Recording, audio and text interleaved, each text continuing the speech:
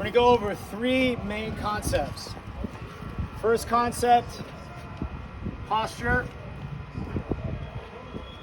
Second concept, balance. Third concept, feel, connection. All right. So, basic terrestrial posture is designed to cushion your brain. Head, chest, hips, there's the thigh. You have these opposing curves, right? This forms a spring-like posture that can compress and extend. It's like you're on a big pogo stick for your brain. So your brain doesn't bounce around too much and cause concussive damage, right? Now, this posture is good for cushioning your brain,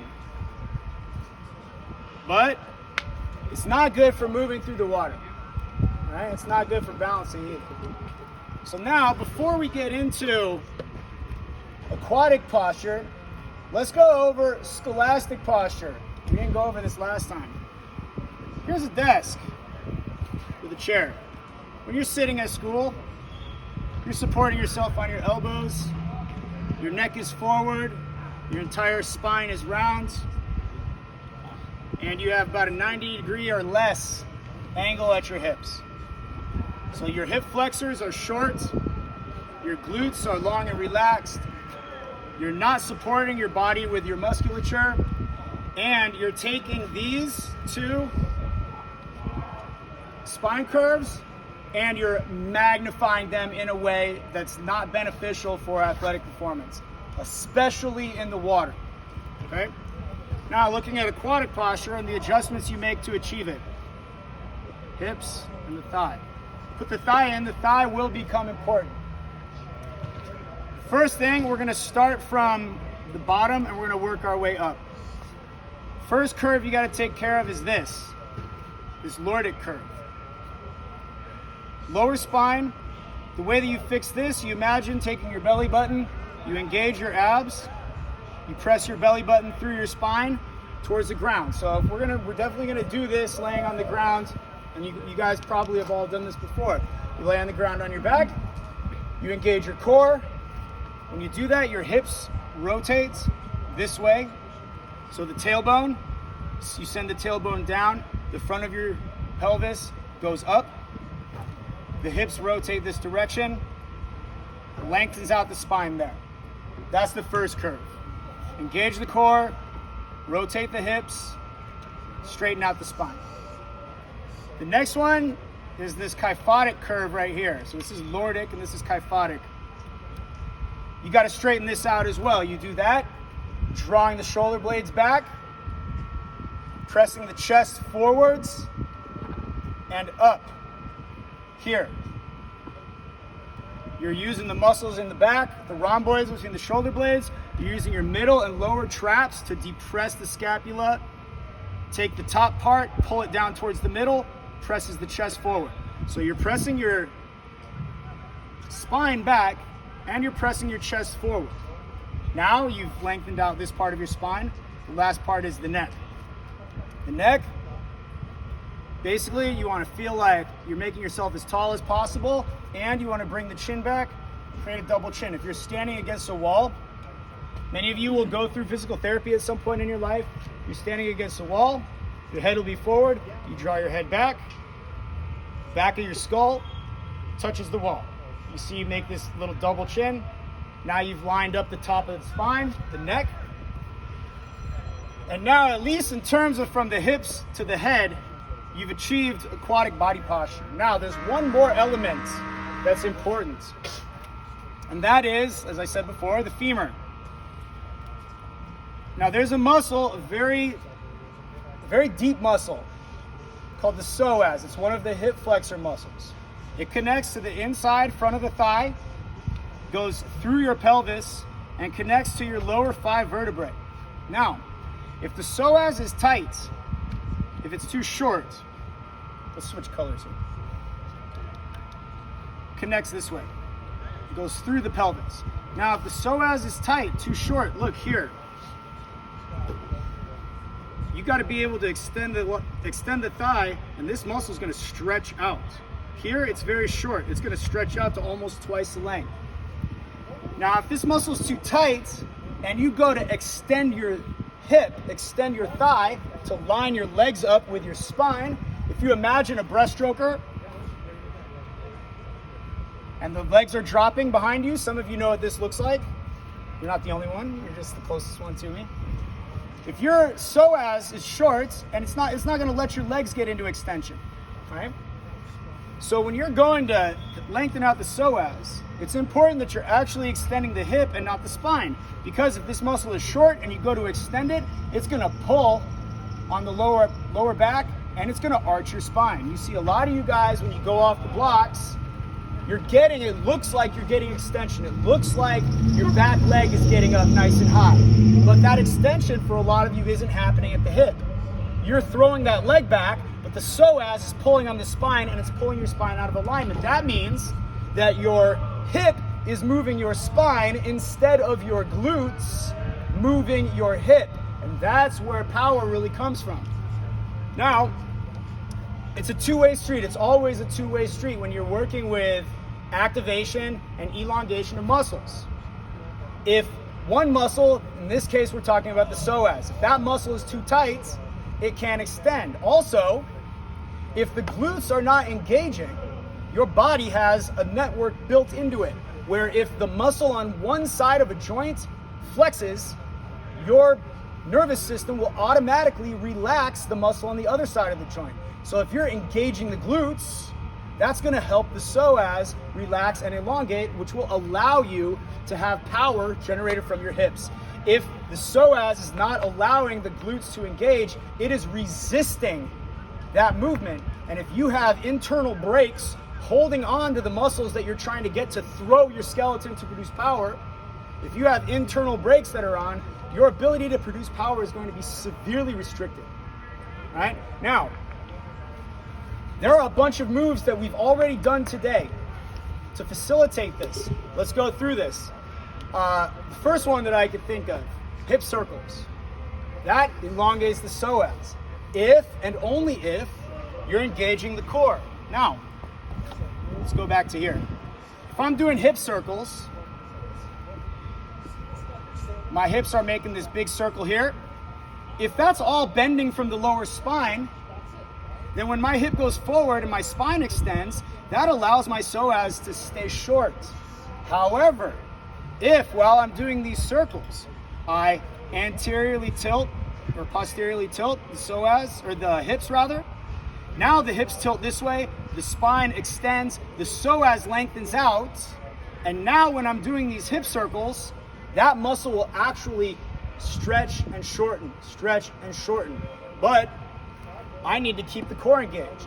You see a lot of times when I'm doing this, I have my hands here to feel the abs engage. If I reach this way and I lean back, I'm not doing it. I have to keep this straight and bend at the hip. You see the difference? Everybody see the difference? That's the first way that you can start to engage the abs and lengthen the psoas, right? Then let's see the next one. Spine mobility. We have full range of spine mobility when we do cat-cow.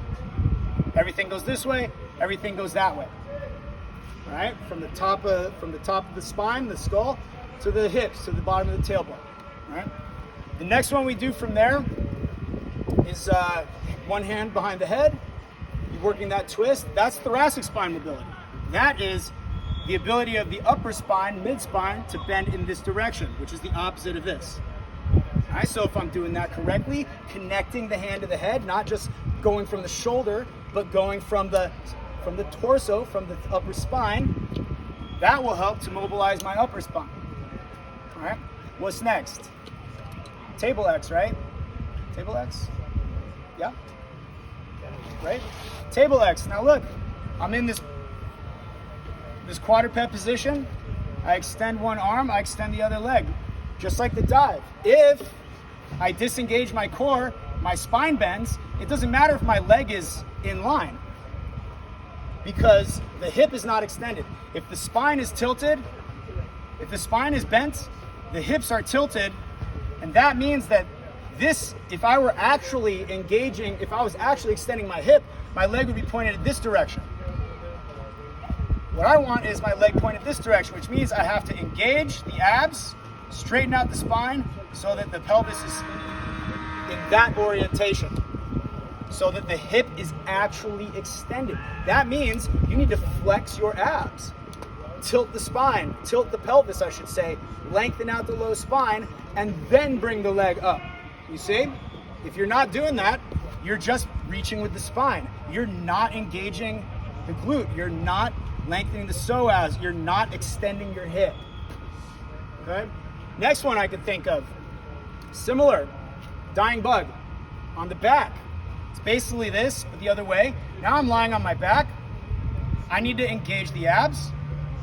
Here's the chest, here's the head, here's the hips. I don't want my spine curved in this manner. Again, that's gonna point my hips this way. So if I extended my leg, it would go down through the ground. You see this? Rather, I want to engage the abs, press the spine to the ground, tilt the hips this way. Now my hips are oriented in this way, same as here. Now when I'm doing this dying bug, I extend the leg until the heel is almost touching the ground. Now what I'm doing, I'm engaging the core. I'm achieving this aquatic, well, I erased it, but I'm getting this straight lower spine, achieving this aquatic spine, and I'm moving my thigh in a way that lengthens and shortens my psoas. As long as my heel goes within an inch of the ground and my low spine stays on the ground, then I'm working hip extension, I'm getting full range, and I'm actively stretching my psoas. Everybody following all of these concepts so far? Last one, now so many of these are directly relevant to this posture, right? The last one is all glute bridge. I'm lying on my back, chest, hips, here's the leg bent. Again, I do not want my spine bent here, right? Here's my head. I do not want my spine bent here because again, that's gonna tilt the hips this way. And so when I come up and I get myself on this line, if my spine is extended, my hips point down, I'm not achieving hip extension.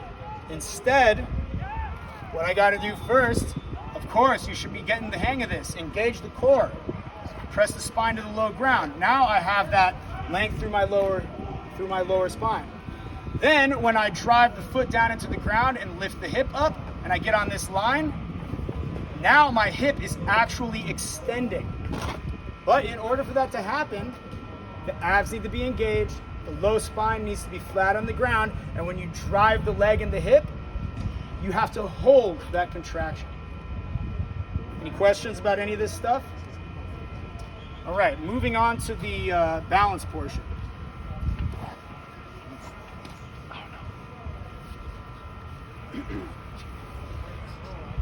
So for balance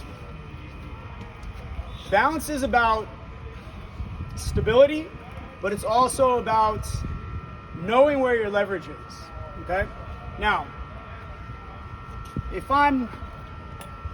somebody knocks me out, kicks me in the pool, and I'm face down, I'm gonna float. I'm gonna float. But my posture is going to be limp, right? I'm not going to be manipulating it. My leverage points will be where they are, and that's the only place they'll be. So here's my chest, my head will be hanging, my hips will be below the surface, my legs will be deepest part in the water. My arms will be just kind of like whatever. This is how you float when you're dead, right? Now, except Eric. Eric is on the bottom of the pool. Now, what I want to do is I want to be able to hold my body in a balanced alignment, because this is no way to move through the water. So what do? I got to figure out where my leverage is. Anybody want to guess where your leverage is?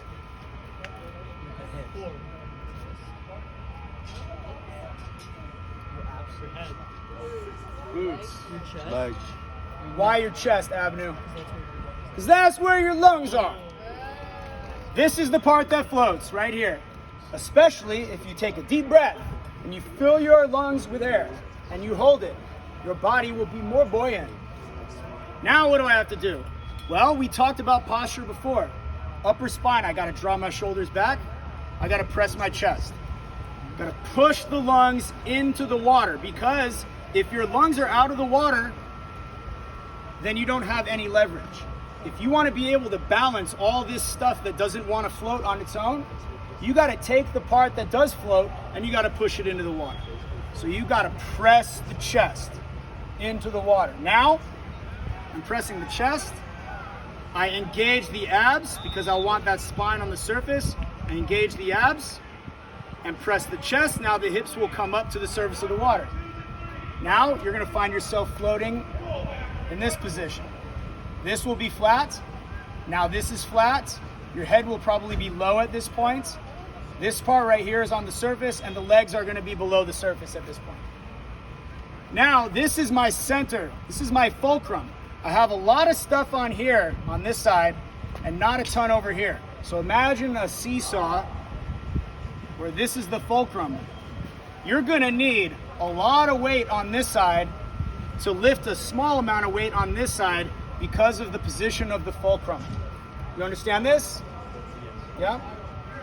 So there's a couple things I gotta do. One, I gotta really press the chest. Two, I need to engage the glutes to draw the leg up and extend the hip, right? If I want to get my legs on the surface, I need to extend the hip. Now, at this point, I may not be able to get my legs to the surface because this lever is just too long. So the last thing, when we were talking about posture, what was the last adjustment? The double chin, draw the head back. Now, if I take this head and draw it back just a little bit, so there's maybe a couple inches out of the water, this head, which weighs about 15 pounds, if I just draw that back a little bit and get some of it out of the water, that's gonna give me this force that I need to be able to balance this out. Now, when we practice this, we're gonna have a kickboard underneath the torso, and that kickboard will help you float, yeah, but more importantly, it will press against your chest. It will give you more feedback as you press to let you know whether or not you're doing that effectively. We will be working through this with a partner. Now this is how you float flat on your stomach. Now when you're swimming like freestyle and you're rotating, nothing really changes except that the part that you press into the water moves. When I'm reaching, I press my lat into the water. That's where my lungs are. That keeps my hip up as I'm breathing, right? So as you're rotating, none of this fundamentally changes. It's just the way that you're gonna need to feel that pressure is gonna change a little bit as you rotate. Backstroke, of course, is a different beast. Backstroke, to push my lungs into the water, I need to, kind of like what we were doing when we were with, when Coach Cho was having us do the 1-inch sit-ups. I slide the hands up the legs, I roll the shoulders forward, but I don't wanna drop my chin this way. I keep the chin pointed up, I engage the core, and I just pull my shoulder blades just up off the ground just a little bit. When you do that on your back, that pushes the lungs down. Head should be pointed this way. Your eyes are gonna be pointed about that direction. You're keeping the chin up and forwards. Head here. Your lower abs, you're not gonna want this curve. You're gonna engage the core, tilt the hips up this way, and that's gonna be the posture for backstroke. It's a little bit different. Right, it's the same concept, but it's on the back, which means that feeling of pressing and that posture, it's gonna be inverted. So if you're doing this while you're on your back, your body's just kind of gonna arch and you're gonna dig yourself down through the water. All right, everybody understand that? It's a pretty obvious difference, but it's worth mentioning. All right, now, last thing we're gonna go over is connection. I came up with this progression after watching David Popovici break the 100 freestyle world record. One of the things that I saw, and I'm not the only person to see this, I'm one of two people that I know of that's commented on this. He swims the way Anthony Irvin swam if Anthony Irvin was more of a middle distance freestyler. And what that means is he's reaching pretty far out from his body. He's not getting a really high elbow for no reason. He's keeping his elbow up, but he's feeling the water further out and deeper in the catch. And then he's getting himself past his hand, and he's just getting great length. He's getting immediate connection, and he's holding himself high on the water as he gets over and uses his huge feet to kick strong the whole way. That's how he's doing it. People are like, how can he do it? He's so skinny, he's so weak. How can he go that fast? The answer is because he's not muscling. You know, people think they need to get stronger. So you don't need to get stronger. You need to get higher on the water, right? If you got a ton of muscle and you can't hold it on the surface of the water, you know, this is not 2008 anymore. We don't have suits that just make you float so you can just get as big as you want and swim fast. And we brought the subtlety back into the sport when we outlawed those suits, which allows a guy like this to be extremely successful. Now, when I was watching him swim, I was thinking about what it would feel like to be able to have that connection that far from the body. And then I realized that that's the way he feels it. He does a lot of sculling. He likes playing in the water, like we're going to be doing this week. Playing in the water, finding where the connection is, and then learning how to incorporate it into the stroke. And so when I was thinking about what it must feel like to swim like him, how you could try to bridge that gap between talent and ability. Nobody here is as talented as him. Nobody. But we do have some very talented people sitting right here.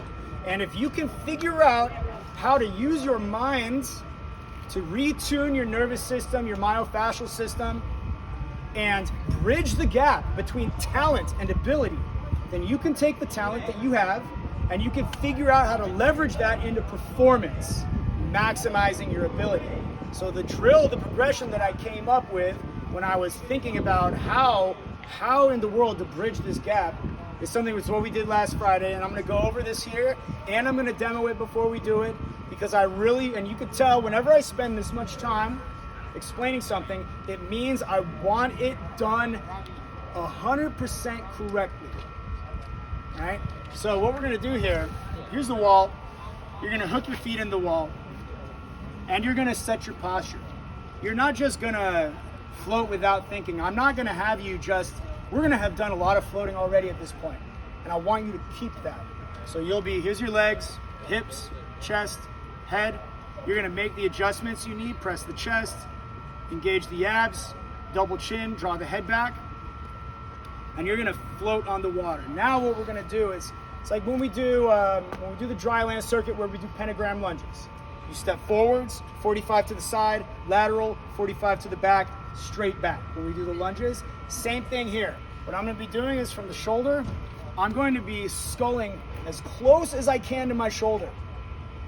And then I'm going to take that connection, I'm going to move it as far out in front of my body as I can. Then I'm going to bring it all the way back in.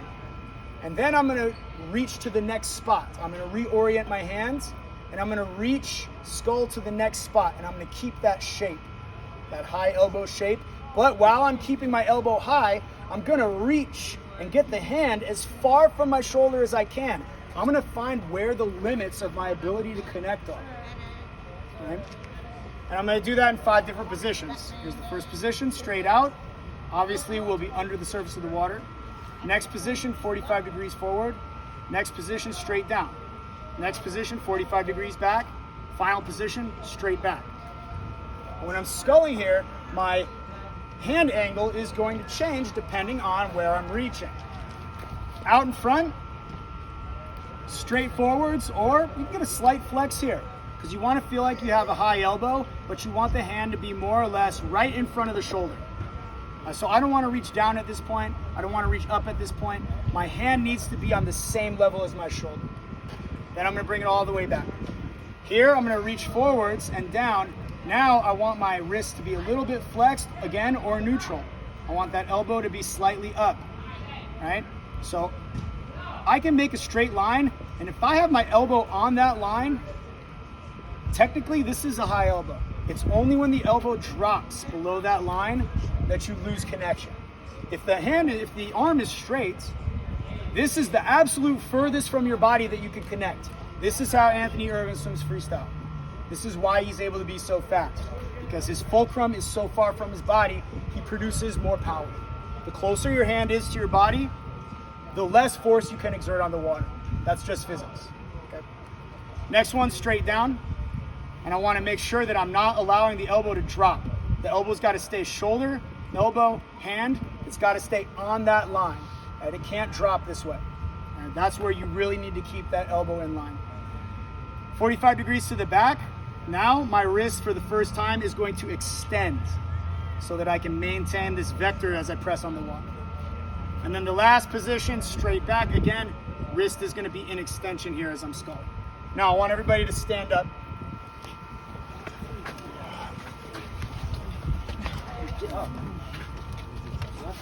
Now look, I want you to feel we're going to work through all these positions here. So your thumb should be touching your shoulder. Skull, one hand at a time we're doing on this, one hand at a time. This is where you're sculling. And now you're going to keep sculling and reach. And as you're reaching, think about your pace. Your hand should reach, Keller. Your hand should overlap. If you imagine you're cleaning the kitchen table, you want each swipe, you want it to overlap. Now you're going to bring it all the way back to the shoulder. And now your elbow is going to be up out of the water. The hand's going to be right there in the water. Now you're going to reach 45 degrees forward. And you're going to have that slightly flexed angle. Your hand should be higher than your head right now. 45 degrees, picture it. There should be some flex in the wrist. And then you're going to bring it all the way back on that line. Now you're going to switch the hand position, straight down. Thumb is still touching the shoulder every time you in-sweep. Elbow is straight back. Now you're going to reach forwards in front of you. Then you're going to bring it all the way back. Now you're going to move that hand back. And your wrist is going to be extended. That's not extension. Your wrist is going to be, look, extended here. Always got to keep the hand pointed down. And now you're going to reach back 45 degrees. That's where you're sculling. You're finding maximum amount of depth as you extend. Bring it all the way back to the shoulder. And then the last position, you're just going to take that same position. You're going to skull straight back to the hip. You're going to find the maximum amount of connection closest to the hip. You're going to draw it all the way back up to the shoulder. And then when we're doing this in the water, at that point, you'll switch sides. We'll do it again. Did you feel, you should have felt like it was already burning a little bit there. Did you guys feel that? Yeah, it's already working the shoulder a little bit. You do that in the water, you're going to feel that even more. All right, any questions about any of this stuff? No, we didn't. This is the objective for today. Okay, let's suit up. Let's go swimming.